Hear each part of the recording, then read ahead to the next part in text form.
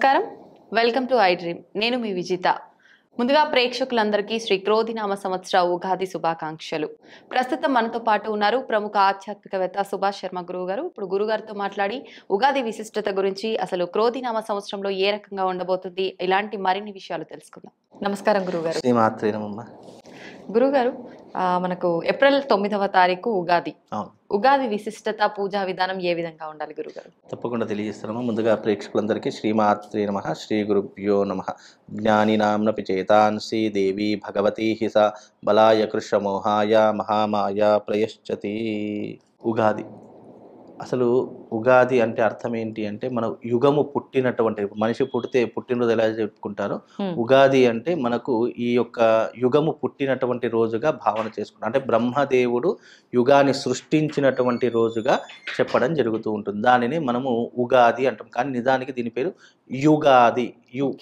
యుగాది అనేటటువంటి పేరు, కానీ రానున్న కాలంలో ఉగాది అని చెప్పుకుంటున్నాం.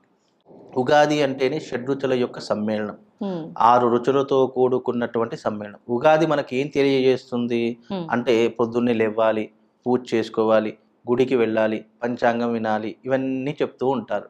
కానీ యుగాది అంటే అర్థం ఏంటి అంటే, యుగం ఎందుకు ప్రారంభమైంది, యుగం ప్రారంభమైన తర్వాత ఎలాంటి ధర్మాచరణ ప్రారంభమయ్యింది, మనిషి ఆచరించవలసినటువంటి కర్మలేమిటి అని తెలియజేసేటటువంటిది ఉగాది అని అర్థం. మనకు ఉగాది వచ్చిందంటే స్నానం చేయమని చెప్తాము. ఎందుకు చెప్తాము? పండగ వచ్చిందని. కానీ దాని అనుకున్న ఆంతర్యం తెలియదు. పండగ వచ్చింది, అరే నువ్వు ఈరోజు తాగకూడదు, నిష్టగా ఉండాలి, దేవుని ఆలయానికి వెళ్ళాలి. ఎందుకు? పండగ వచ్చింది. అంటే పండగ అనే పేరుతో అందరికి అన్నీ చెప్తున్నారు, కానీ ఎందుకు ఆచరణ చేయాలి అనేటటువంటిది ఎవరు కూడా చెప్పరు. బికాజ్ అంటే వాళ్ళకి తెలిసిందో తెలియదో తెలియదు, కానీ చెప్తే వింటారేమో, చెప్తే పోతే వాళ్ళు వినరేమో అనేటటువంటి ఆలోచన కూడా వాళ్ళకు ఉండదు. బికాజ్ ఉగాది అంటే అర్థం ఏంటి అంటే గనక, ఈ భూమి మీద మానవుడు అవతరించినటువంటి రోజు, ఈ భూమి పుట్టినటువంటి రోజు. అలాగే ఈ యుగాది రోజున నవనాయకుల యొక్క రాజెవరు, మంత్రి ఎవరు నిర్ణయించేటటువంటి రోజు. అలాగే ఉగాది వచ్చింది అంటే మనిషి యొక్క కర్మ ఫలితం ఏ రకంగా అనుభవిస్తాడు, ఆ రోజున ఆచరించవలసినటువంటి విధులేమిటి అని తెలియజేసేటటువంటిదే ఉగాది. ఉగాది షడ్రుచుల సమ్మేళనం ఎందుకు చెప్తారు అంటే, మనిషి యొక్క జీవితంలో 6 రకాలైనటువంటి కర్మలు ఉంటాయి. అందుకే ఈ 6 రకాలైనటువంటి కర్మలు ఏ రకంగా ఓవర్కమ్ చేయాలి, అధిగమించాలి అని తెలియజేసేటటువంటిది ఉగాది. అందుకే దానికి సూచనగా, దానికి గుర్తుగా మనం ఉగాది పచ్చడిని సేవిస్తాము. ఉగాది పచ్చడిలో 6 రకాలైనటువంటి రుచులను మనం కలుపుతాము. తీపి, వగరు, పులుపు, చేదు, అలాగే ఇంకా బెల్లము, అలాగే లవణము. ఈ 6 రకాలైనటువంటి విధానాలు. తీపి అన్నప్పుడు బెల్లం వచ్చేది, చక్కెర వేస్తారు, బెల్లం వేస్తారు. దీంట్లో 2 రకాల పదార్థాలు వస్తాయి. అలాగే వేప పువ్వు కూడా వేస్తారు. అంటే చేదు అంటే వేప పువ్వు వేస్తూ ఉంటారు. కొంతమంది వేరే రకమైనటువంటి పదార్థాలను వేస్తుంటారు. అంటే 6 రకాలైనటువంటి విధానాలతో కూడుకుని ఉన్నటువంటిదే ఉగాది యొక్క పచ్చడి యొక్క. అంటే హరిషడ్ వర్గాలు ఏంటి అంటే 6 రకమైన: కోపము, ఆవేశము, అలాగే ఆశ, అలాగే జీవితంలో ఉండేటటువంటి విధానాలు అంటే కర్మ, అలాగే మనిషి చేసేటటువంటి ఆలోచన, మనిషి చూసేటటువంటి విధానం. హరిషడ్ వర్గాలు 6 ద్వారా కలుగుతాయి. అంటే కంటితో చూసేటటువంటిది, చెవులతో వినేటటువంటిది, నోటితో మాట్లాడేటటువంటిది, మన శరీర అవయవాలతో చేసేటటువంటివి, ఇవన్నీ కూడా హరిషడ్ వర్గాలకు సూచించేటటువంటి సూచనలు. కనుక ఉగాది వచ్చింది అంటే ఈ హరిషడ్ వర్గాలతో మనం ఏం చేయాలి, ఏ రకమైనట్టు. ఇప్పుడు కేవలం మనిషికి మాత్రమే జ్ఞానము, మనిషికి మాత్రమే శరీరము. ఇతర జీవరాశులలో జ్ఞానం ఉండదు. శరీరాలు ఉంటాయి కానీ జ్ఞానం ఉండదు, ఆలోచన ఉండదు. అది కేవలం మనిషికి మాత్రమే ఎందుకు ఇచ్చారు అంటే, భగవంతుడు హరిషడ్ వర్గాలను జయించాలి అంటే నీలో ముందుగా ఉండవలసింది జ్ఞానము, రెండవ మార్గం భక్తి, మూడవ మార్గం ఏంటి అంటే ధర్మము. ఈ 3 మార్గాలతోనే నువ్వు హరిషడ్ వర్గాలను జయించవచ్చు అని అర్థము. అందుకే పూర్వకాలంలో ఋషులు, మునులు వీరేంటి అంటే హరిషడ్ వర్గాలను ఎలా జయించారు అని అంటే కనుక, కేవలం తపస్సు ద్వారా, యోగము ద్వారా, అలాగే ధర్మాచరణ ద్వారా, ఈ 3 ద్వారానే మహారుషులు ఎన్నో రకాలైనటువంటి శక్తి సామర్థ్యాలను పొందారు. అలాగే ఉగాది రోజున కూడా ప్రతి మనిషి జీవితంలో ఇప్పుడు అలాంటి శక్తి సామర్థ్యాలు ఏ మనిషిలో కూడా లేవు. కాబట్టి మనకు తెలిసింది ఏంటి, మనం అర్థం చేసుకోవాల్సింది ఏంటంటే ఉగాది వచ్చింది కాబట్టి షడ్రుచుల యొక్క సమ్మేళనాన్ని మనం రుచి చూడడము, అంటే ఉగాది పచ్చడిని సేవించడం, మనిషి యొక్క కర్మను ఏ రకంగా ఓవర్కమ్ చేయాలి అని తెలియజేసేటటువంటిది పంచాంగము. ఆ రోజున పంచాంగ శ్రవణం చేస్తారు కాబట్టి నా యొక్క భవిష్యత్తు ఏ రకంగా ఉంది అని తెలుసుకోవడం, ఆ రోజున దైవారాధన చేసుకోవడం. దైవారాధన మీన్స్ మనకు ఉగాది అంటే మనం ఏ రకంగానే ఒక పుట్టినరోజున మనం కేక్ కట్ చేస్తాము, సెలబ్రేషన్ చేసుకుంటాము, మనము ఎంతోమందికి మనం అయినంత వరకు అన్నదానం చేస్తాము, లేదా చాక్లెట్లు పంచుతాము, బిస్కెట్ ఇస్తాం, ఏదో రకమైన ధర్మాచరణ.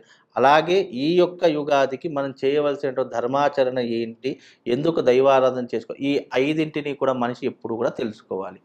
ఈ ఐదింటిలో ఉదయాన్నే లేవడము ఒక చక్కనైనటువంటి పద్ధతి. ఉదయాన్నే లేచి చక్కగా భగవంతుని దర్శనం చేసుకోవాలి. అది ఏ భగవంతుడైనా సరే, యూనివర్సల్లో గాడ్ ఈజ్ వన్, కానీ దాని యొక్క డిఫరెంట్ ఆఫ్ వేలో అనేటటువంటివి కొత్తగా కనిపిస్తూ ఉంటాయి. మనం ఆలోచించే విధానం కొత్తగా ఆలోచిస్తాం. భగవంతుడు ఒకడే కాబట్టి ఎలాంటిదైనా సరే నీ దగ్గరలో ఉన్నటువంటి భగవంతుడి యొక్క ఆలయానికి వెళ్ళాలి. అలా మనం తెలిసి వెళ్ళినా తెలియక వెళ్ళినా ఆయన ఇచ్చేటటువంటి అనుగ్రహం ఎలాగో ఇస్తాడు. కాకపోతే మనం తెలిసి వెళ్తే మనం జ్ఞానవంతులమని అర్థం చేసుకోవాలి. అలాగే ఆ రోజున చేసేటటువంటి ధర్మాచరణ ఏంటంటే, ఉగాది వచ్చింది కాబట్టి మన స్తోమత ఎంతవరకు ఉంది, ఎంతమందికి మనం సహాయం చేయగలుగుతాము, ఎంతమందిని మనం ఆదుకోగలుగుతాము అని తెలియజేసేటటువంటిది ఉగాది.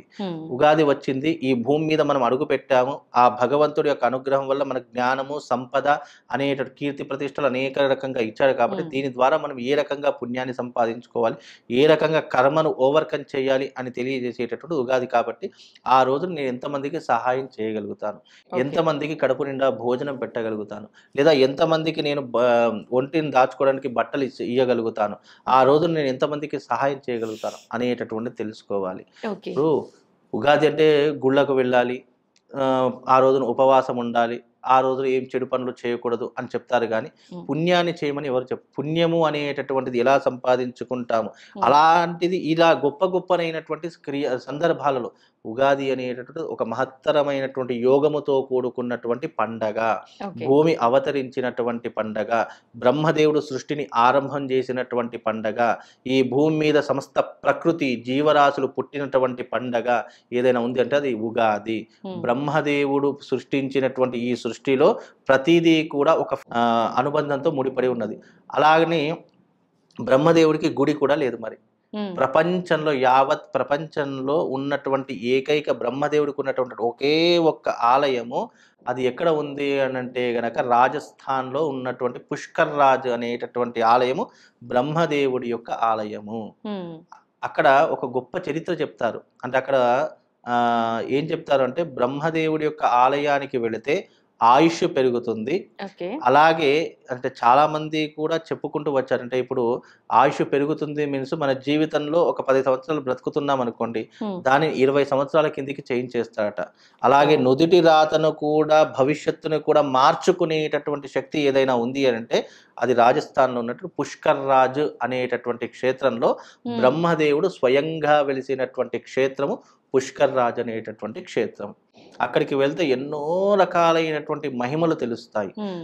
అంటే ఒక పేదవాడు, ఒక అప్పుల పాలు ఉన్నటువంటి వాడు, జీవితంలో డబ్బు లేదు అని అనుకునేటటువంటి వాడు అక్కడికి వెళితే ఆటోమేటిక్గా అది రివర్స్ అయిపోయి జీవితంలో డబ్బు అనేటటువంటిది వస్తుందట.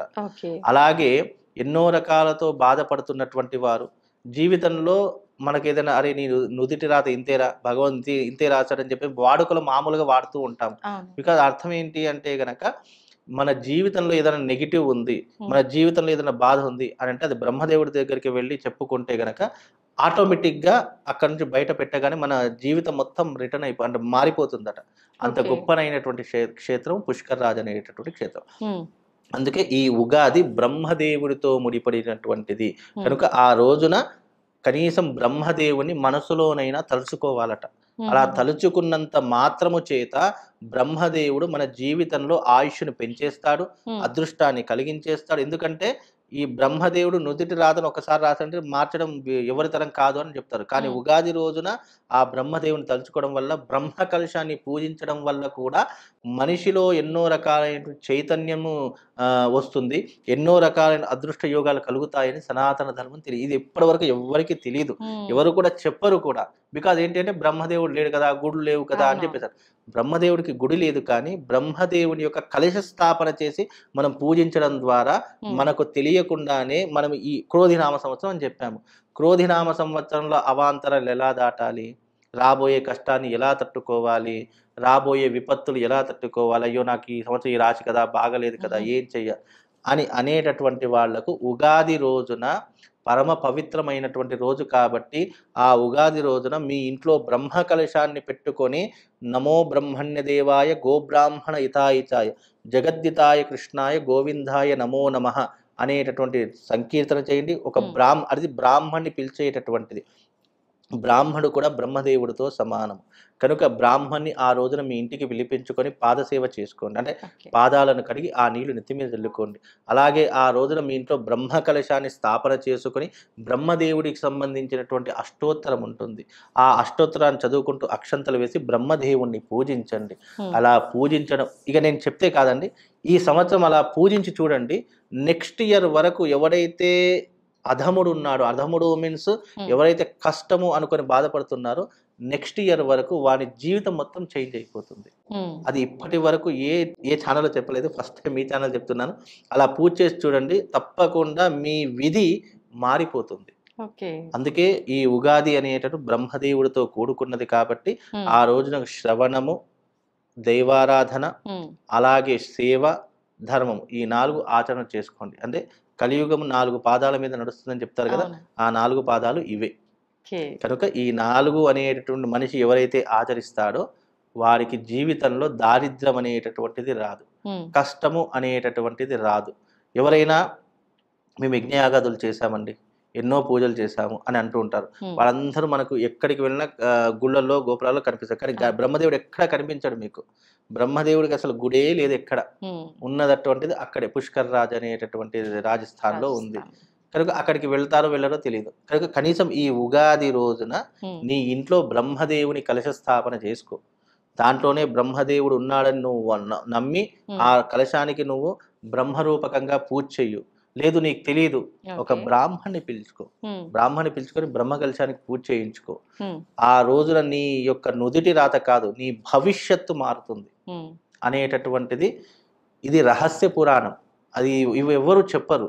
కాకపోతే నాకు సడెన్‌గా వచ్చేసింది నేను చెప్పేస్తున్నాను గానీ, ఓకే. ఇది చేసి చూడండి. మీ జీవితంలో ఒక అదృష్ట యోగం అనేటటువంటిది ప్రారంభమయ్యి, హ్మ్. నువ్వు నీ జీవితాన్ని ఓవర్‌కమ్ చేయగలుగుతావు. కష్టం నుండి, బాధ నుండి, సుఖము నుండి, దుఃఖము నుండి అన్నిటి నుండి ఓవర్‌కమ్ చేయగలుగుతావు. నీ జీవితంలో అదృష్ట యోగం అనేటటువంటిది ప్రారంభమయ్యి, నీ జీవితంలో నువ్వు ఒక ఉన్నతమైనటువంటి శిఖరాలను అధిరోహించేటటువంటి గొప్పనైనటువంటి యుగం ఏదైతే ఉందో అది యుగాది. ఓకే. కాబట్టి ఈ ఉగాది రోజు ఈ రకమైనటువంటి విధానాన్ని ఆచరణ చేసుకోండి. ఇగ ఇన్ జనరల్‌గా పండగొచ్చిందంటే ఉదయాన్నే లేవడము, అవును. దేవతా దర్శనం చేయడము, ఉగాది పచ్చడిని సేవించడం, హ్మ్. పంచాంగం వినడము, చెడు సావాసాలు మద్యము, మాంసం లాంటివి ముట్టకుండా ఉండడం. ఇవి బేసిక్ పాయింట్స్. ఇది చేసేది. ఎవ్వరిని అడిగినా చెప్తారు. అందరూ అడిగినట్టు నేను చెప్తే దాంట్లో డిఫరెంట్ ఏముంది? కనుక కొత్త రహస్యాన్ని మీకు చెప్తున్నాను. హ్మ్. బ్రహ్మ కలశాన్ని స్థాపన చేసుకొని పూజ చేసుకోండి. మీ జీవితం అనేటటువంటి టర్నింగ్ పాయింట్ అవుతుంది. ఓకే. మొత్తానికి ఎక్కడా చెప్పని, ఎవరు చెప్పని రహస్యాన్ని రహస్యం ఇదే. మా ప్రేక్షకుల కోసం మీరు అవునమ్మా. చెప్పేసారనమాట. Thank you. థాంక్ యూ గురువుగారు. శ్రీమాత్రే నమః.